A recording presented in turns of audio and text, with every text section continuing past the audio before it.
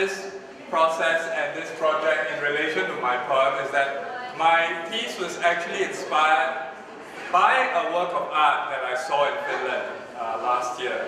And so, you know, it went from art to writing, and now it's come back to art again, which is very much a part of the sort of process and collaboration you're talking about. So I really want to thank the organizers for putting this together, just for the very idea and the very, very quick way in which they got this going, and especially Winnie for interpreting my work in such a gorgeous way.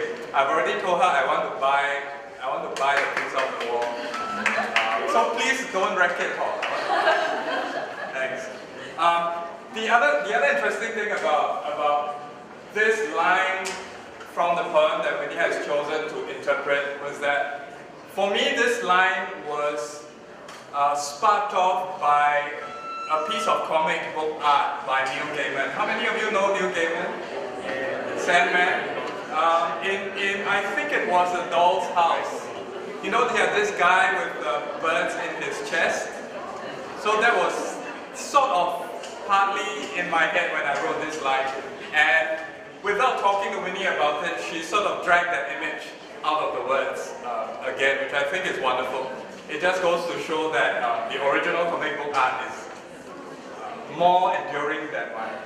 And I did not manage to wreck it in my poem techniques. Okay, so I'm just going to read now, and the poem is called Song. Listen, songs want to be sung, to have fleshly voices appellate their ethereal content. So they feel like hybrid galas ripening, like the angels found in old books, museums, wounded and adored, carried by the children we are, with haunted eyes, forgetting hunger. They pinch white flowers, are carried, and so become weightless. We inherit their gravity. The lights in the playground go out. Sleep haunts the room. Is this where the need to breathe comes from? Without your pain, sound has no taxonomy, cannot calculate its tax returns. What color are the birds you smuggle in your chest? Since you answer tides, you contain nimbuses, and squalls have hard edges too. If they cut enough silk, weather happens. Habit is rhythm. The habitat it occupies translates as time. Who ordered the radio repaired by heart surgeons? The perch is equal to the burden of water, so is the trout.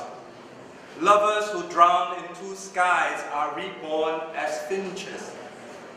Fog is lifting from the crimson plains, and we are furrowed. We are the worn path. So unmoor your throat, swan eagle. Take in the shaft of light. Become a field where frequencies nest. We are ecology. We will die as laughter. The wind will find our rib cages and remember when to stop. Thank you very much. I do know one thing. You've rated it M18, whereas I think if you read the wider work, it's probably R rated.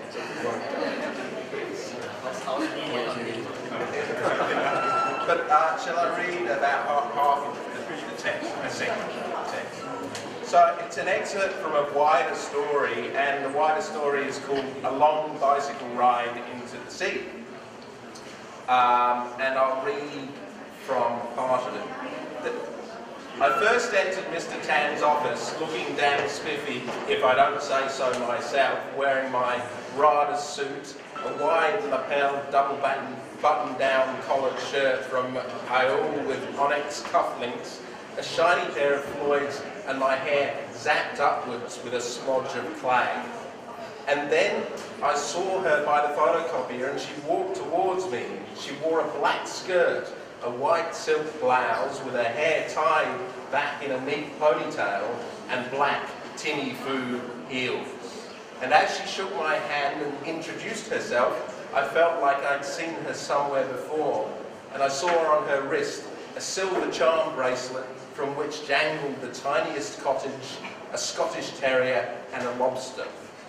And that first time she smiled, well, it was like she saw straight through all my pretensions, and yet she seemed to quite like me. And that's what made her so attractive.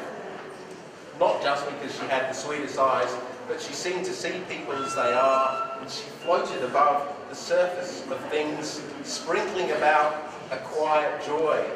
And later, when we got to know each other, we laughed a great deal. And I felt like Benny Hill flirting with Emily Dickinson. And so it was, I thought that she got me. I'll jump down. I liked and lusted after her a lot. At the beginning, I circled around her without speaking, which was pretty hard in the small, dull office where we both worked. And eventually, after several days, I contrived to bump into her by the water cooler. But alas, my withering wit went fishing, and I said something like, how is the water today? And she looked at me and she smiled and she walked away without saying anything. And later, in the bathroom mirror, I noticed dried mango stuck between my teeth.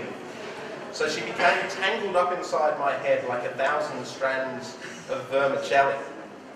And after the water cooler incident, I spent a lot of time staring out the window, and I was watching across the alleyway as girls got ready, puffed up their hair and applied eyelashes before ironing short sequin dresses in their underwear, because across the way I could see the karaoke girls getting ready.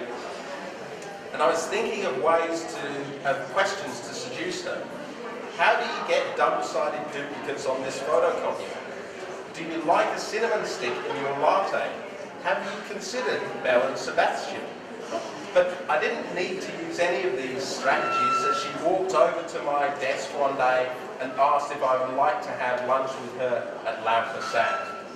And so we lunched it there and talked through the surface of our lives, and I told her my glorious pretensions, and she smiled back with a charming reticence.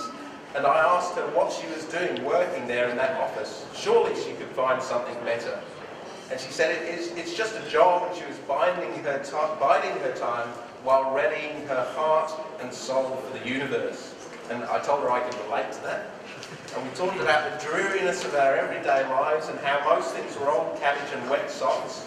And I told her I was getting out and moving on. So after that lunch, I felt really comfortable with her. It was like we shared something special. And we had lunch almost every other day, eating a variety of hawker fare like swordfish sandwiches and oyster pizzas and pilchard moose salads and hot dogs with kimchi and Taiwanese borscht and those tapioca and sweet corn desserts that looked like yellow frog spawn in a coconut milk bar. And we held a number of extended conversations over durian ice cream. We argued about who would win an all-in tag team fight between Barbarella and Davros, Keith Richards and Pamela Anderson, Amitabh Bachchan and Maggie Q. And over cheese and onion roti prata, we pondered why cats are arrogant and how dogs show empathy. And she talked about how everything is connected to everything, that the lungs are an extension of the air you live and move around. And she said, no person is an island. And so I asked her, well, what are we then? Continents, planets, solar systems? And later she told me we were car parks where the self is just a little bit of grey concrete marked out by painted white lines, and we define ourselves by who we let drive in and how long they stay. So I think I'll say a little bit about my piece of writing, and then I'll just go on to read part of it. So when I first received the invitation for this exhibition, I found it a challenge because it was supposed to be published as an exhibition. So that got me thinking about, oh, this is a piece of writing that's going to be pasted on the wall in the substation. Though I wouldn't put it past, we need to put it on the ceiling, on the floor, or somewhere else, but I guess that was my assumption. So, and naturally my thoughts turned to metafiction. Then I slapped myself and said, no, you shall not write metafiction. And so I wrote it. So that's how it kind of went. So the title of my piece is Turn Away, and I'll just read a little bit of it. Seriously, what's up with you? The last time I saw you was at the Chinese New Year gathering at Collins Place. A few beers, plastic biscuit urns cracked open 2 weeks ago. It was crowded, so it was free and easy. People wearing their red tops for the 5th time or the 3rd year. A few hellos, the traditional excoriation of yearly bonuses. If you look out from the 14th floor, the flats are like sails and pigeons like bridges as they circle from one block to another. I saw you then, holding a plastic cup.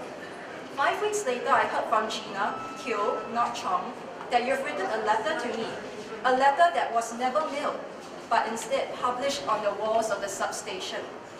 Dear sir, you write, I regret to inform you that your application to be my boyfriend has been rejected.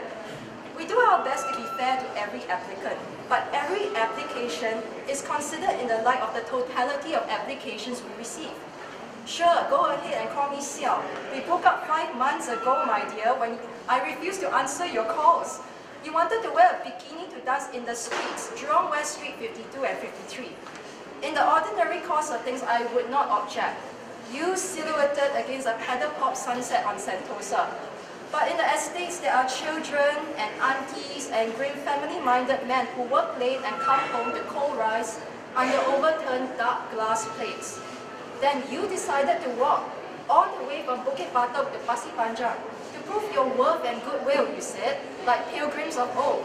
On a cloudy evening bruised with twilight, you arrived 2 hours late at Labrador Park, clinking glasses in your backpack. I waited on a bench beside the jetty. You saw the land as it truly is, you said. The long, hot inclines of pavements, radio towers in the distance, the fields swamped with silence. A bus turning the corner full of Bangladeshi workers puzzled at this lone walking woman. No food was wasted though. I went to the hawker center for dinner. Your letter continues. There was intense competition for the limited number of positions our firm has, and the pool of applicants is highly talented. Your application was given due and careful consideration. Well, if I am a megalomaniac, you are a mythomane. These are big words carefully harvested for your sake. You who decide that everything is a pretty gem of a game. You match your hair clips with your earrings, dubbing their colors buttercup and cerulean. A paper was not complete until it was justified and printed on your own store purchase paper. You ate often at the Japanese store. You would eat tarmac served as sashimi. Oh, you were pretty, with your skirt that fell to the floor. It was something to be thought your boyfriend, something to realize that 5:30 or 4:45 was the time that brought you hurry. We regret we do not enter into correspondence as to the reasons for your rejection. So I think I'll just kind of end there, and Sean may say something about his poster he made. Okay.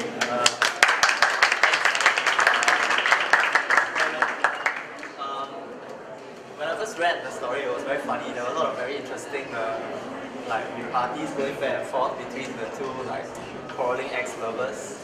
So I picked out actually 10. Like seriously, what's up with you? You know, like all these things that were coming out. What, are you a megalomaniac or something? Yeah, and this is a piece of performance. yeah. And I sent them to Anne, and then I just asked her which of these 10 you would like, because these are the 10 of my most favorite quotes from the passage. And she said she liked this one. Why do you take everything so seriously? So I thought this was an interesting sentence for me to play around with, and I used the colours to sort of make it a little less serious. And the lady is bigger because I think in the story she came across as a stronger personality, the one that was actually more in control. So the guy is actually the smaller character in the poster. Yeah, that's. Okay, sparkling. That's me, a man whose body matches the map of Korea. I am sun-painted, sea-ripened, wind-coated, dressed up in nature and starting again daily at dawn. Feel my sides, the cracks almost feel whole. Be careful not to tickle. Tour me, but please proceed beyond the ginseng emporiums and the teddy bear museum. Try not to shop. Search the newspapers, but find urgency outside of celebrity suicides and the remolding of youth. If you don't, I won't blame you. Fresh tragedy can be spellbinding. Come watch the first snow falling fresh on an orange grove. Peel some satsunas and pick out the snowflakes on their skin. Keep heading south. Follow the trail of ancient volcanic rocks till you find honey on the moon. Avoid the lovers, you'll only find them stealing the sunrise. Wait for the winter, then watch the cold follow you. Negative 20 degrees in 3 hours on Mount Sorak, where boys skate furiously down, making infinity patterns on the ground. Trace it, but know it will not stay. Leave Nami when it begins to rain. Say goodbye to the emos on your way out.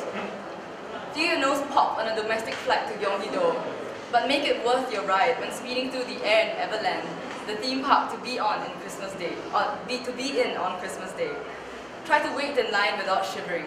Watch the first wooden roller coaster glimmer at dusk. It will be worth the cold. Remember the names of none of the hills you climb.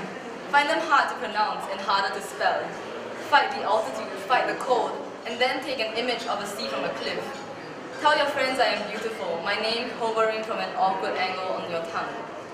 Before you leave, don't forget, dip your feet in my hot springs, shed your clothes, liquefy your stress, soften your skin. If too far out, stay indoors. The hotel spas provide a good remake. Listen to the hot water gurgling under wooden boards. Try tapping their free Wi-Fi, but keep your gadgets dry. Perhaps you will now think that you know me. To you, I am a hermit emerging, a slow blink in sunlight. Enter me, divide me. Postmark me in a guidebook. Blow breath circles on the frosted glass while sitting on a bus. Wipe a hole to view me by. Watch me fog up. Fall asleep. Feel yourself crashing into an insane number of trees. Know they are all ginkgo. Thank you. As my boyfriend knows, I have a really weird breast fetish.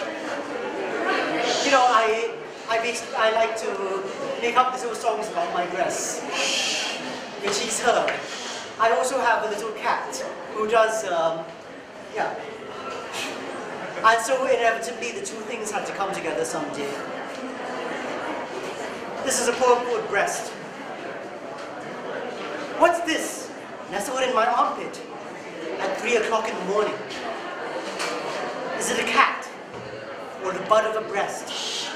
Awakening moonripe and yawning for milk. Thanks. So, I was thinking of something visual, and I was completely thrown by what emerged because I just walked in and saw this, and the most I can think of is something about the idea of binaries, which and the question of choice, which is what the poem talks about. Now, the poem itself, which I'm going to get into, it's a short poem, so maybe I'll just talk about why I chose angels. And to me, they occupy a space in between, you know, heaven and hell, good and bad, somewhat liminal in the character and notion of who they are and what they do.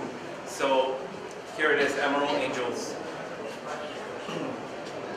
Some men pray to emerald angels, precious stones of protection, cherubim glazed by the sharp-cut facet of their beauty. They leave them on dashboards, kin to jade Buddhas and bronze Kalis, placed them in high alcoves across altars, never part of any pantheon. Some believe that one day they too might descend to this blessed state, a little lower than man, shimmering with flight, absconded from eternal chains of will. Duty-bound to war or bless, the object of hymns sung in devotion. Angels too must choose a rise or fall, emerald wings glinting on the long streak into darkness. Thank you. Yeah, I think I want to thank Ben for this as well. I mean, there's a short musical haiku that I wrote during our mentorship program with Civil War, and it's sort of like, it's actually a go to a bit, but I sexualized my bit, and the things that, yeah, it's, I turned my bit into some kind of a heaven for lusty pursuits, but I'll show you nothing of that sort has ever happened. And okay, the things that I read this poem somewhere, someplace else, and this guy came up to me after I read the poem and he said that he wouldn't want to be in the same bed as me, which I do not know why, but so anyway, here goes. Okay. Silently flustered by your springs that gush like the creaking of summer ice, you mask my blush in marked torrents of pleasurable shame. There is within your arms a warmth so much like a lover's lips. You are a demanding saint. Okay, thank you. Okay, I'm kind of nerdy like that, so I need to give you some context as to the piece. My piece is called The Brawl Between René Magritte and Ray Kurzweil. The first, he's a surrealist artist, and the second, he's a futurist and inventor. And he makes predictions regarding the future and artificial intelligence and stuff. Yeah, and so I was just interested, and because poetry, it's always something kind of, I don't know, together, so I wanted to kind of break it apart. And so this one is written from the point of view of sort of like two participants in the chat room, and they can't really get each other, but they can feel each other. And there's one thing I think about the internet, is that it's so divisive in that it makes you go into your own world just between you and your computer screen on the one hand, and yet on the other hand it connects you with everyone else and you can be whoever you want to be. So yeah. Okay. Oh, and okay, sorry, I should show you this first. Okay, this will make sense later, but yeah, this is it's a painting of a pipe, but it says this is not a pipe in French. So yeah, the idea is that, well, it's an image of a pipe, not a pipe. Yeah, it's René Magritte. Yeah. So, private channel, public chat room, Japanese schoolgirl, Western loser geek. Are you hard? Harder than an asteroid speeding towards Earth. I want to crash into your molten core and explode there. We'll reinvent the seismogram. That's 3 question marks. Like the 1993 tsunami in Hokkaido. Lolicon breasts, sweaty hands. 6735.21 miles, 1 click away. You hot Japan girl? Are you familiar with Sada Abe? Do you practice Iroguro Nansensu?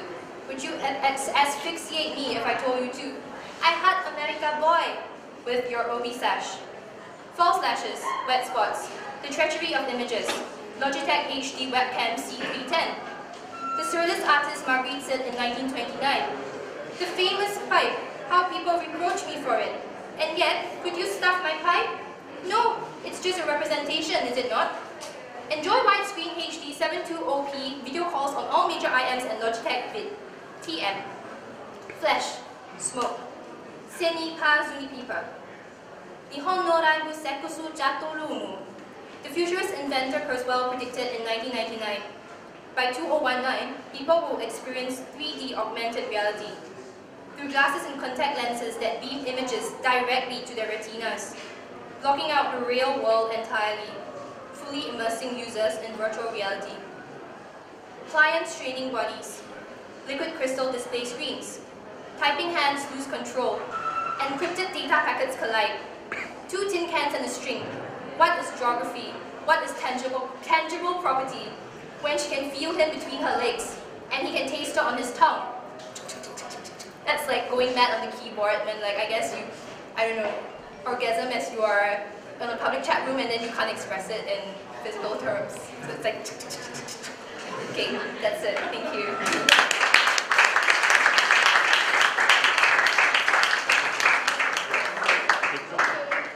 That's actually the end of the readings for today. Thank you again so much for coming down. Some of the books by some of the writers are on the shelf over there, and you can just peruse or buy a copy if you'd like to. Thank you.